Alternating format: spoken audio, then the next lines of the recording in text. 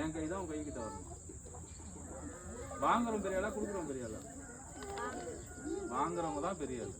ஏன்னா வாங்கறதுக்கு நீ இருக்கிறதுனால கொடுக்கறதுக்கு ஒருத்தர் புரியுதா? அப்போ இங்க யாரு பெரிய ஆளு? வாங்குறவங்க பெரிய ஆளா, கொடுக்குறவங்க எங்க வரணும்? வாங்குற இடத்துக்கு வரணும். புரியுதா? நான் உன் கை கிட்ட தான் வரணும். இப்ப நான் எனக்காக சொல்லல. ஒண்ணு, நம்ம ஊருக்கு நிறைய பேர் வருவாங்க போவாங்க, என்னென்னமோ தரத்துக்காக வருவாங்க. யார் வந்தாலும் அவன் எதை எடுத்துன்னு வந்தாலும் நம்ம டிசிப்ளினா இருக்கணும். வந்திருக்கியா, எங்க ஊருக்கு வந்திருக்கியா, என் ஊருக்குள்ள வந்து எனக்கு ஒண்ணு கொடு.